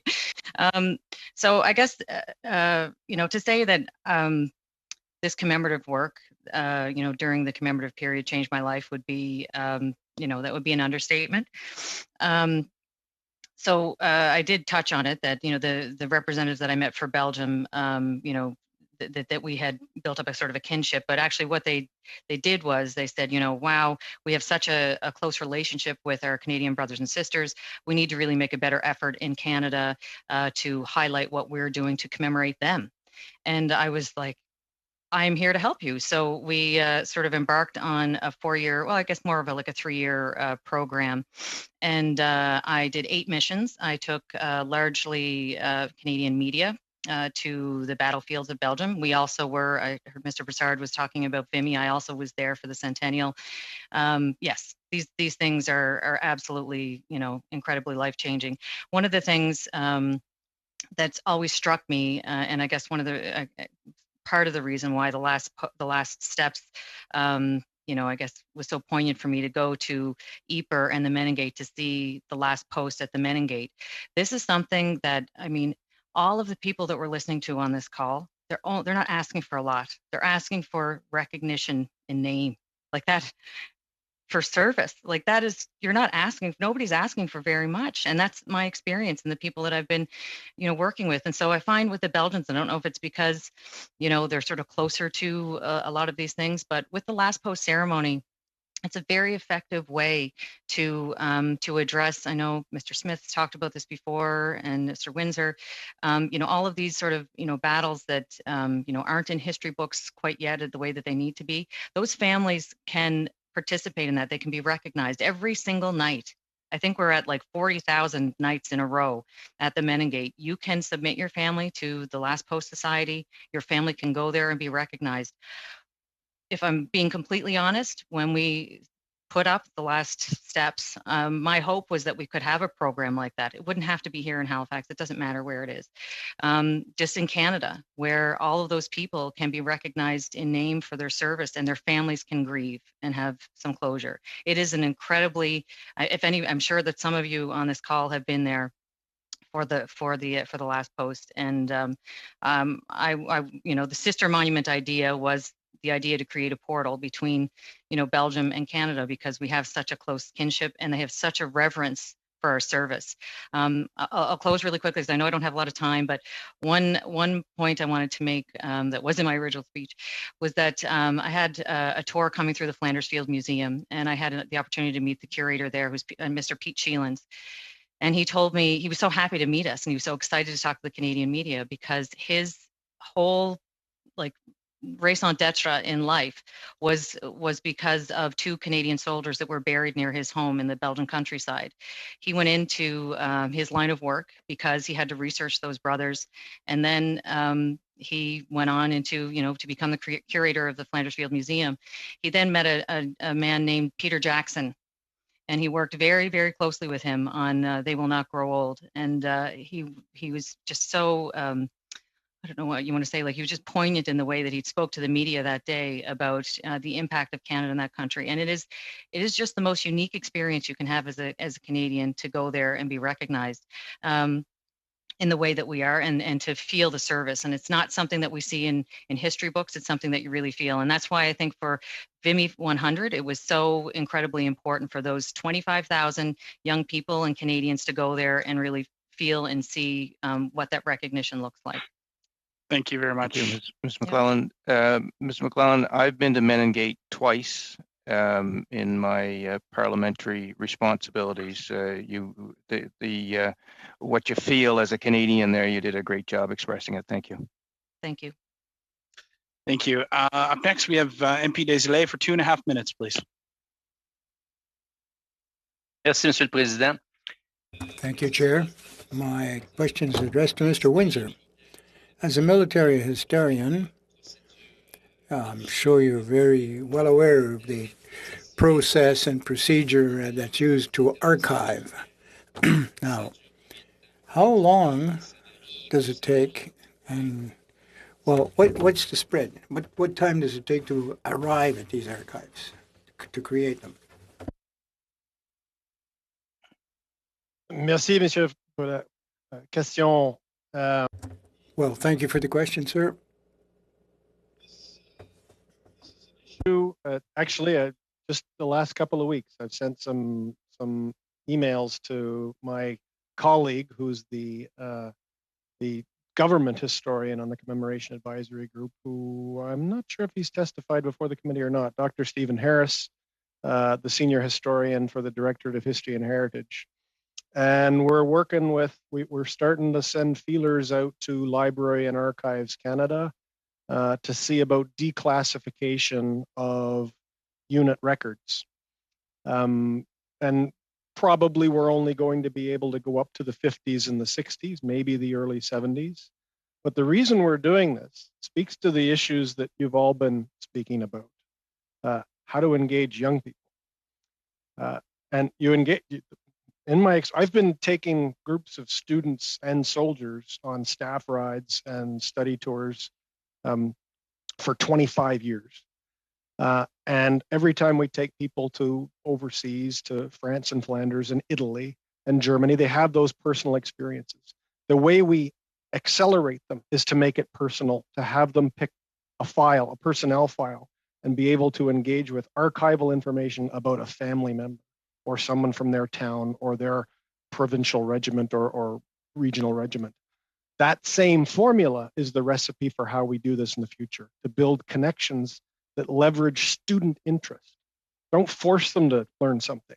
Let them pick what they want to learn by harnessing their connection to Canada's military past, because they all have one. It's about 10 seconds, sir. Avez-vous l'impression que ça peut nuire? Do you have the impression that this might be somewhat of a bother to veterans that we can't seem to get access to these archives? Very quick answer, please.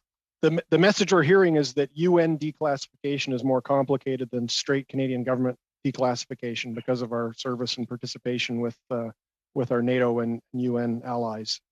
So we're going through a process, but you can help the process, because I suspect that a committee recommendation endorsement for declassification would go a long way. So thank you. Put that on your to-do list, please. Thank you, Mr. Windsor. Up next, we have MP Blaney for 2.5 minutes, please. We'll put it on our to-do list for sure. Sean, if I can come back to you. I'm just curious, from your perspective, would recording and sharing of memory be limited only to veterans? No, definitely not. I mean, my grandmother sent 3 of her men across. My grandfather, my father, and myself. My mother twice. The stories from the home front are just as impactful as the stories from overseas and the front line. To hear the stories of a Silver Cross mother are invaluable to making an impression on people of what it's like to actually lose somebody you love overseas. It has to be something that's part of the record. So all the work that you do in reaching out to young people, and I know the amazing work you do here in our community with cadets, I also appreciate that. Can you just tell us why you do it? Because it needs to be done. We don't carry memory just in us. We carry it in our children. I learned everything I learned about my military family history from my parents, from my grandparents. My children know about military history because I was part of it. I was in Germany when the wall came down. I was in Cyprus when the UN got the 50th, got the Nobel Peace Prize. I was at OCA.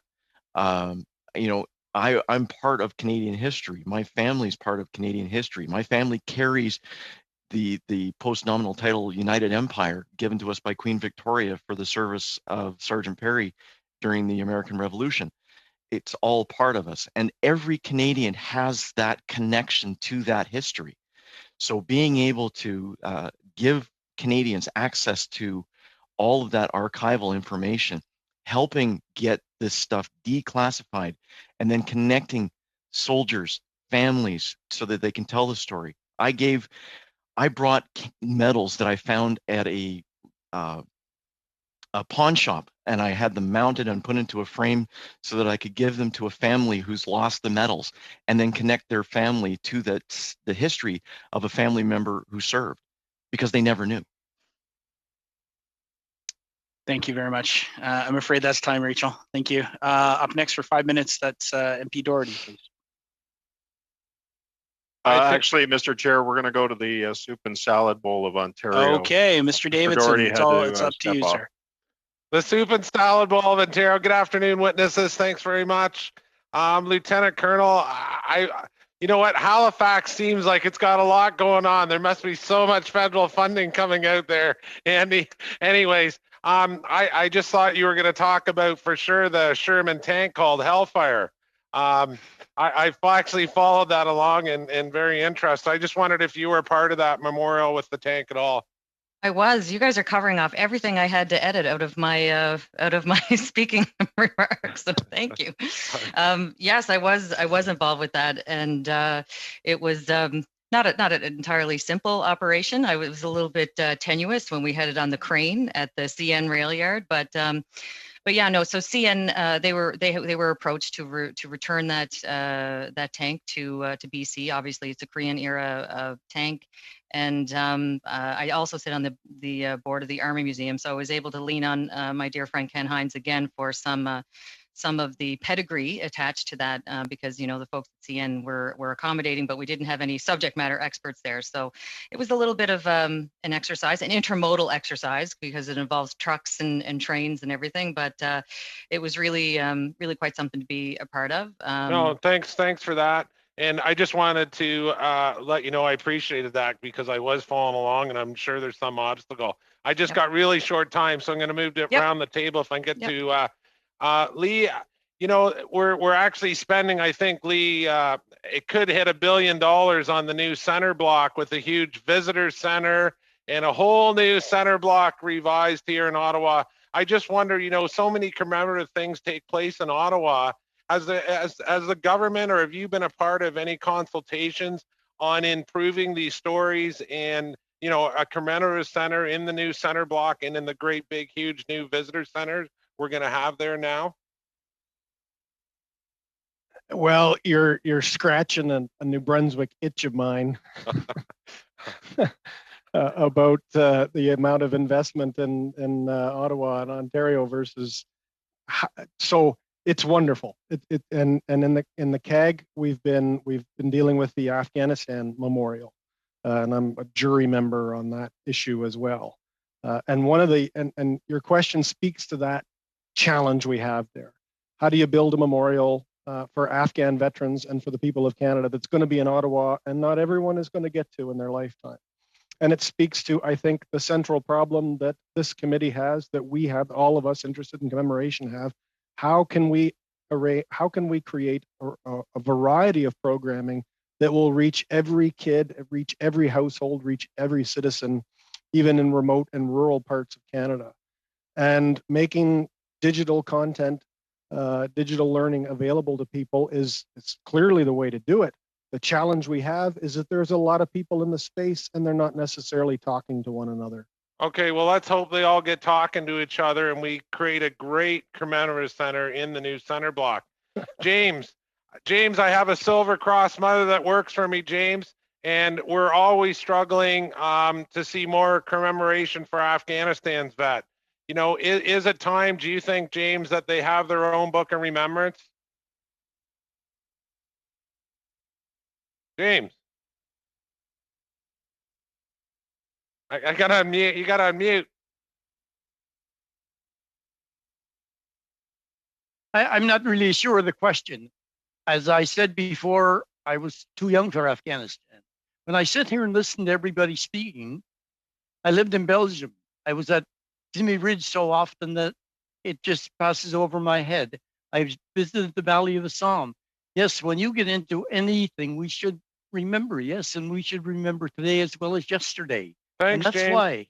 Sorry, I talk too much. No, you don't. It's all good. Thanks, James. I appreciate that. And maybe back to the Lieutenant Colonel, just because of, you know, all the good work you've done with Belgium. And I don't know if you've heard of the organization Westlake Brothers as well, they bring students over from France. I just wonder if there's more work we can do with other countries. You know, you have a commemorative, The Last Steps, call it Memorial, and they've done one in Belgium, whether there's more teaming up the government of Canada could do with other countries to innovate and have more people visit Canada and we visit there and sort of drive the whole process. Yep, absolutely. I think there's a real, like, they have actual bodies, actually Holland and Belgium in particular. They have and they have budgets actually that are dedicated to Canadian commemoration. So you know, working a little bit more, I guess, strategically to unlock that and how we can cooperate. You know, I did for 3 years, and you know, we did lots of things on a shoestring, but it's just a matter of kind of getting there and sort of getting them here too. I mean, it's a two-way street. So we definitely want them to come here. And that was part of putting up the Last Steps. It was a portal idea. You got to come back this way and spend some tourist dollars in Canada. No, thanks so much. We'll lean on MP Fillmore for more budget. Thanks very much. Thank you, sir. And up next for 5 minutes is MP Amos, please. Thank you, Chair. Thank you to our tremendous witnesses. This has been a really interesting discussion. What I would like to do is go around the horn, and I want to ask a question about the Museum of War as a mechanism to achieve commemoration. It's obviously an institution of national significance, but it's one that is situated very near my riding. I have a number of constituents who work there, and I'm really interested in getting the reflection of this learned group of witnesses on the successes and areas of potential improvement of the museum in terms of how it achieves this, the betterment of Canadian commemoration. So perhaps if we could start with Corrine and then Lee and then over to Sean and finally to James. Thank you so much, Mr. Amos. I will say that I had a really good experience working with the War Museum when we launched. The organization that I worked with was Visit Flanders. I was a Canadian representative for them here, and we reached out to them. We wanted to launch their Passchendaele 100 program, and they could not have been more accommodating. They were very, open to. They actually helped us, do a press conference. They hosted a reception for us with certain stakeholders and that kind of thing. And so it was, I found it to be a really great asset. One other thing that they also do is they have a loans program. So if there are regionally specific artifacts, so if you're at the Army Museum at Halifax Citadel, for example, when we know we have a particular I guess say former service member who is from the area, and or we have a particular anniversary coming up, we can put in a request for a particular artifact, and what we will do is we'll display that. We recently, not so much from the Army Museum, from the War Museum, but we also do things like some people may have seen lately, there was a special type of bagpipes that we had from the First World War, and so anyway, those kinds of things I find they've been quite helpful with. Mr. Windsor. It's a powerful question, and it's a tricky issue because you raise the challenge of differentiating between history and education versus commemoration. And I'm sure you're familiar with the War Museum mandate that they're not technically in the pure commemoration game. They're in the business of educating and informing Canadians about Canada's wartime past, including the recent past. And they have to walk that line. And I have to do that myself teaching at a university. There's a time and a place for commemoration. There's a time and a place for learning. But as I've mentioned before, now is a time of learning in order to expand our commemorative activity. And I think the War Museum has an important role to play as one of many national and regional institutions that can help add firepower to this fight. Sean's work with Historica and the Memory Project is one way to do that. The War Museum, the key contribution, their website that makes primary documents available for students and the general public so they can learn about the past. That's a powerful and important learning tool online. And also their data bank of interviews and oral histories, something in the order of 500 oral histories they have banked up. And that constitutes an important source for us to build out the story of Canadian military service. So they're a critical partner, I would say. Mr. Smith. Well, most communities that I've been in have a museum of some sort. And the Canadian War Museum has more than enough artifacts and I mean, the last time I was there was 1975, and I think the one thing that stood out in my mind was the one medal missing from the medals room was my dad's from Belgian Congo. Yeah, I think there's an opportunity for the museums of this country to work with the War Museum and have mobile museum. Bring those museum pieces to the museums of every community. And that doesn't have to be at Remembrance Day. It doesn't have to be Remembrance Month. Remembrance is when it arrives. We've got a Class A museum in my community, and there's a room specifically designed for something that they want to show off. This is an educational opportunity that can go year round. If the museum has the resources and the artifacts to bring and deliver to the museums around the country, the living history with video and those artifacts is an impactful piece for everybody. And kids get to see things for the first time that they might not see any other time. Thank you very much. I'm afraid that's your time. Up next, we have MP Wagentall for 5 minutes, please. Thank you so much, Chair. Mr. Smith, I have to admit I didn't know anything about the Battle of Medic Pocket, so I just Googled it and started reading. And oh my word, There's 2 paragraphs here I'd like to read. The battle would change the face of peacekeeping and influence how the Canadian military approached post-traumatic stress disorder. But as the soldiers returned home, the public was learning of the torture and death of a teenager at the hands of Canadian soldiers in Somalia. The violence of Medic raised questions about peacekeeping the government didn't want to answer. I have quite a heart for what went on in Somalia and the whole issues around Mefloquine and the inquiry and the disbanding of the Canadian Airborne, and it hugely impacted the response of our government, even in this case as well. So as hard as it may be to talk about, how does that make you feel when you realize the political implications that often end up being the reason that you're in the situation you're facing today in regards to educating our youth? Well, I lived through that. I was working in Land Force Western Area Headquarters during the Medac Pocket operation, and when I was posted in Edmonton, we got so many updates on what was going on with the troops over there.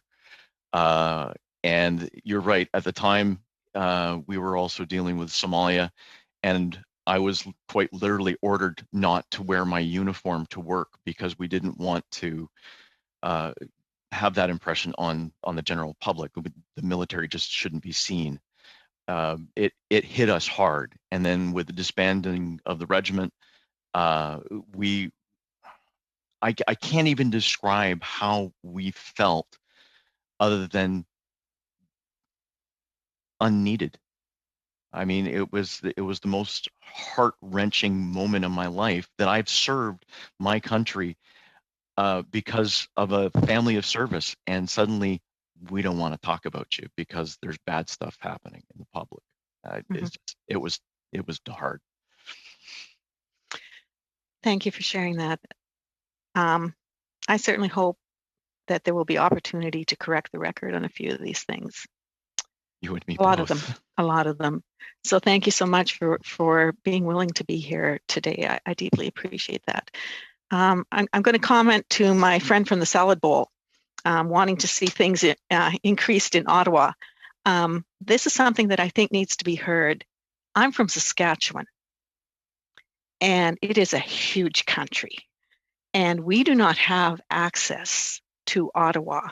I have had 2 school groups come to Ottawa so that I could show them the hill, because it costs a fortune.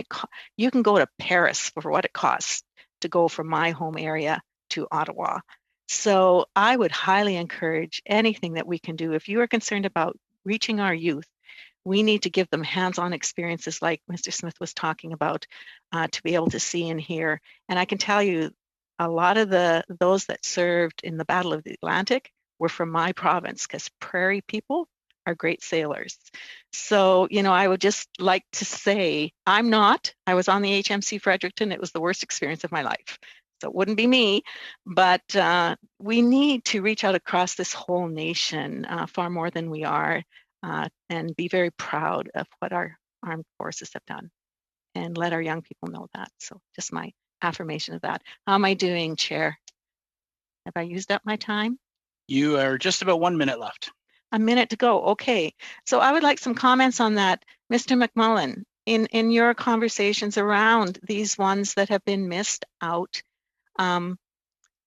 we need to hear their stories, and you've talked about a lot of them. So how do we get that on record in the way that we need it done? Short answer, please. I don't really know. My dad never talked much about the military. When we talk about military museums, I've been in the one in Mons, Belgium. It's probably the nicest museum in the world and the smallest. So how do I get them? I wrote books. I have books all here. I'm writing all the time. I give them away. I sent them to Cape Breton, a whole book on servicemen. Sorry, go ahead. No, I would like a copy of every one of your books, and I would love to have all those placemats if you still have them available for restaurants. I'll send you copies. I only have one here. Whoever gets them will have to make one for everybody. I promise I'd do that. I promise I'd do that. Just go quickly. The First World War and John Bernard Croak. John Bernard Croak's book where he's buried airmen who from Cape Breton who lost their lives in the war, and there's some from the Waterford. Okay, we need There these. people who are not in the Book of Remembrance, and the list goes on. And yes, I'll send you a copy, but I can't send everybody there. Understood. We'll make sure everyone gets a copy. Thank you very so much. I really appreciate that. Thank you. Thank you. Up next, we have MP Fillmore for 5 minutes, please. Well, thanks, Chair. I'm going to direct first my questions to Honorary Lieutenant Colonel Corinne McClellan.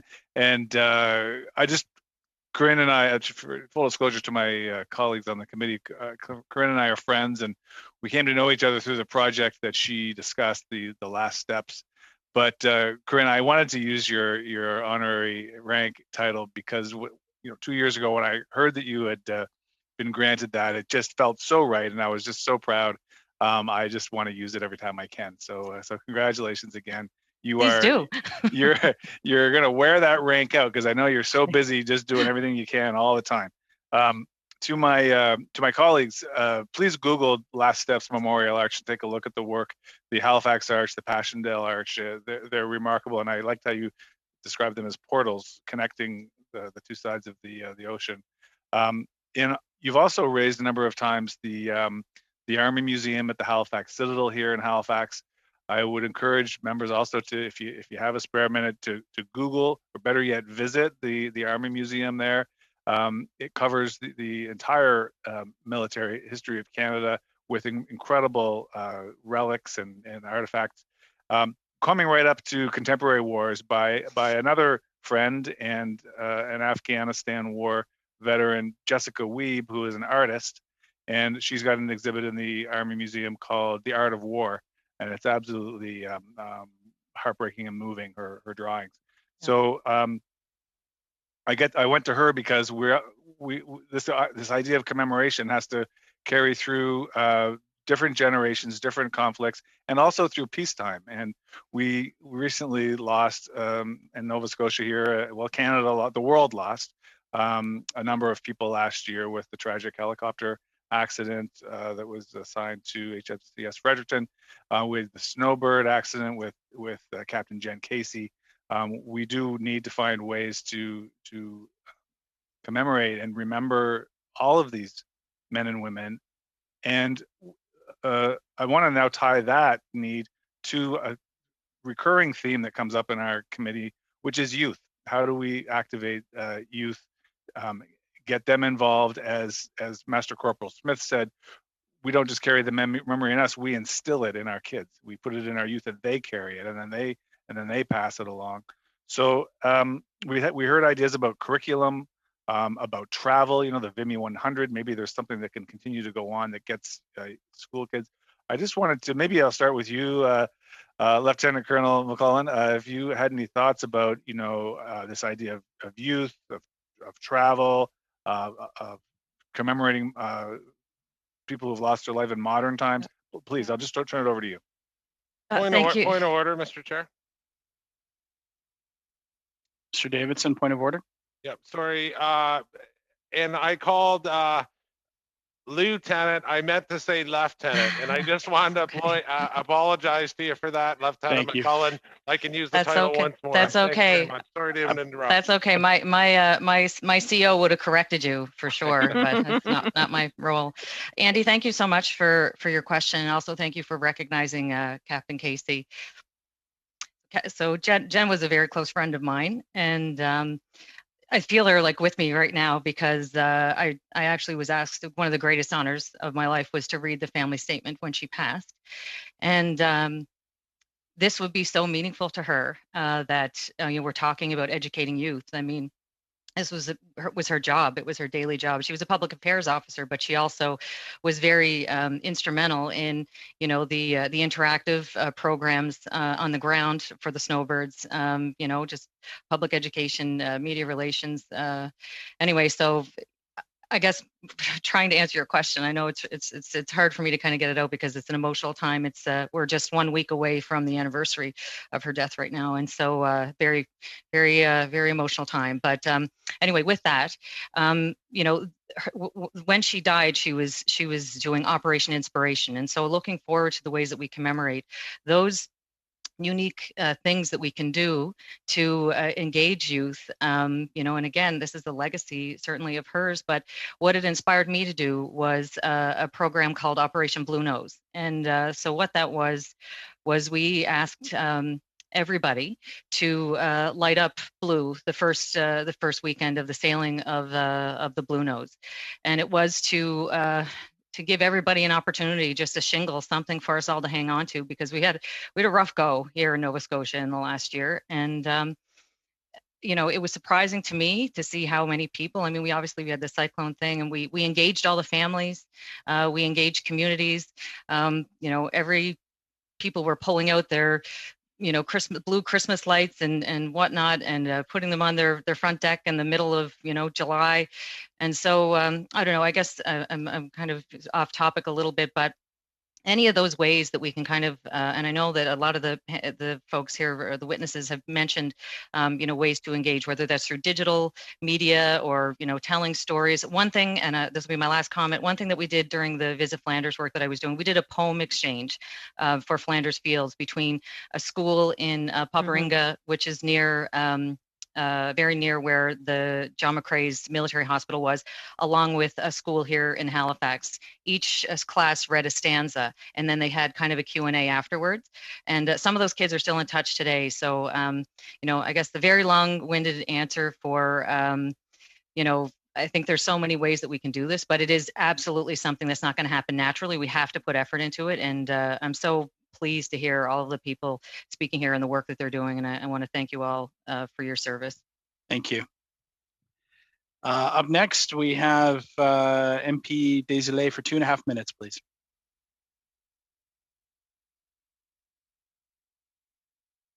Luke, you're still on mute there, sir.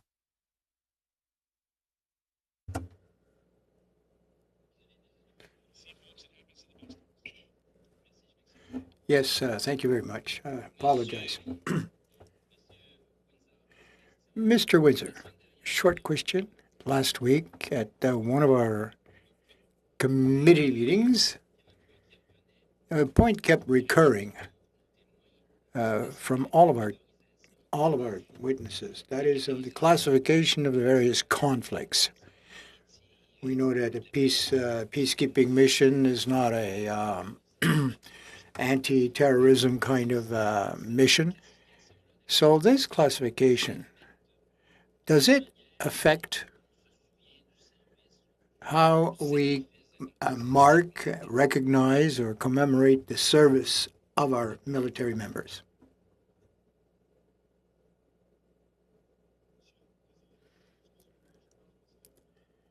My French is too short, so I'll go to English. No, never apologize for speaking French, sir. Please. To say the least. And I think it speaks to the differentiation between them might speak to what Lieutenant Colonel McClellan was just addressing about how to engage youth.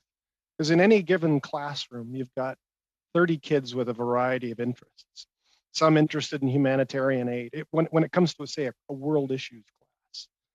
So imagine that a classroom could pick from a roster of missions and pick the one that interests them the most, because they're interested in peacekeeping and the establishment of UN peacekeeping with UNEF-1 in Suez. Or maybe you've got one with a parent who was in Afghanistan and they want to learn about the Afghan mission. And you've got another who's a second-generation immigrant from Central Africa, and they want to know about the Congo mission. So let the students make a decision about what they're going to study in a classroom based on that personal connection, and let them talk to each other about what makes them similar and different.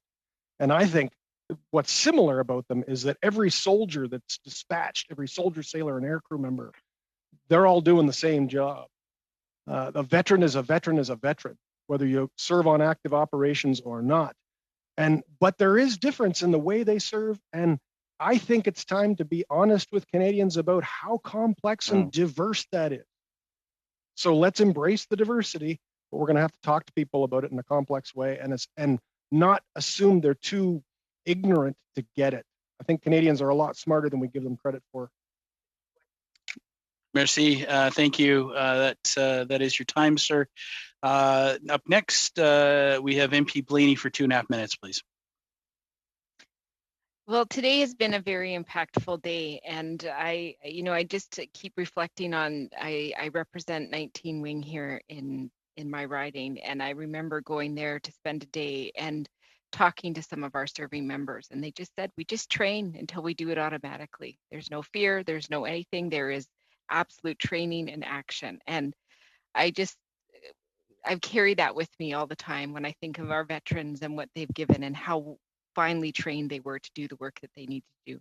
Mr. Windsor, if I could just come to you, Mr. Smith talked about how impactful it was to not feel needed and to have to almost hide his service, which was really impactful for me.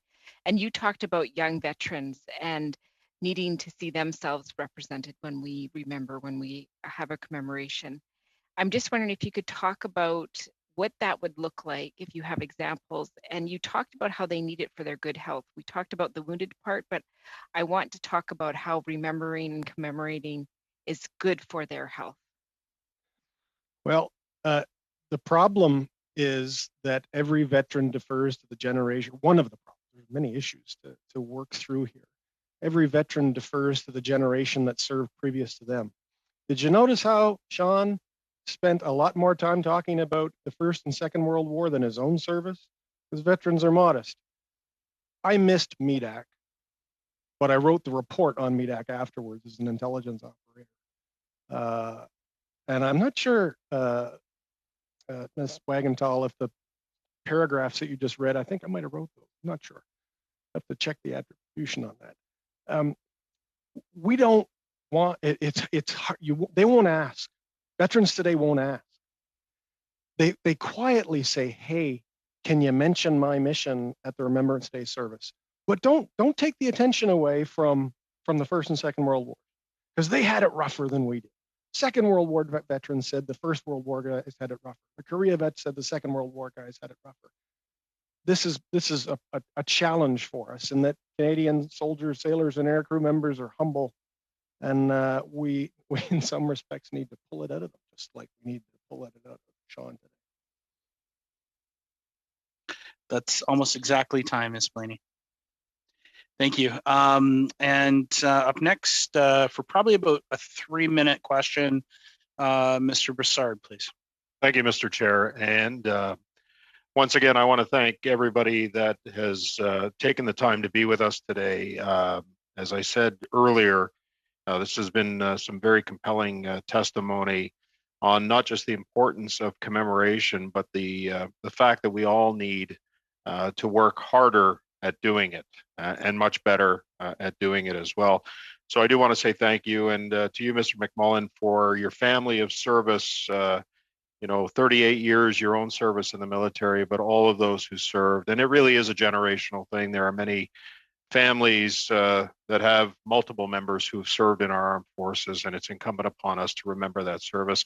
My last question, Mr. Chair, is to Monsieur Bourne. You talked about the machinery and the artillery that you use for parades, the unofficial mobile museum you referenced, the artifacts, the 30 military members who look after this. Oftentimes, those open up conversations. And I think you can think in my case with the Central Ontario Peacekeepers, the investment that they've made in LAV, they've had support from Veterans Affairs on that. How much more support would we need to give organizations like you for these conversation starters, not just the people that are there, but the machinery and the mechanisms of like the cannons that you spoke about, et cetera? Just unmute yourself, Mr. Bourne.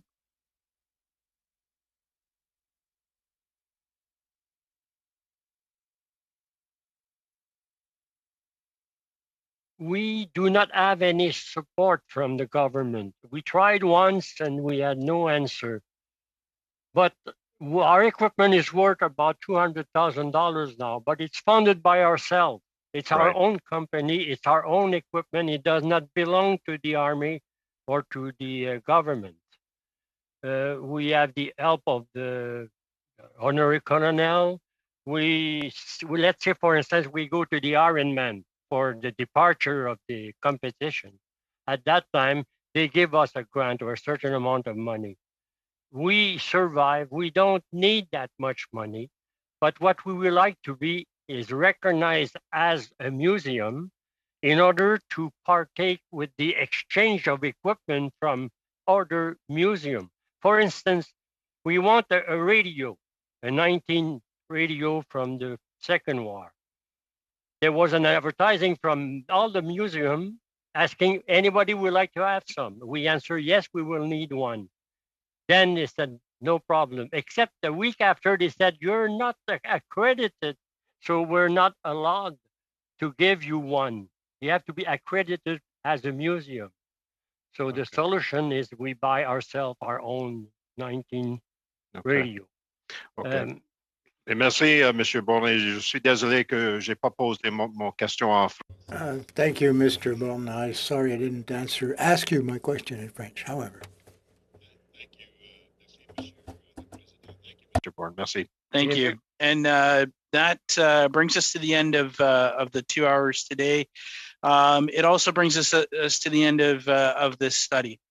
And I wanted to just take a moment to thank all of the witnesses here and to all the witnesses over the last couple of meetings who have helped us with this study. Look forward to the report and being able to present it in the House.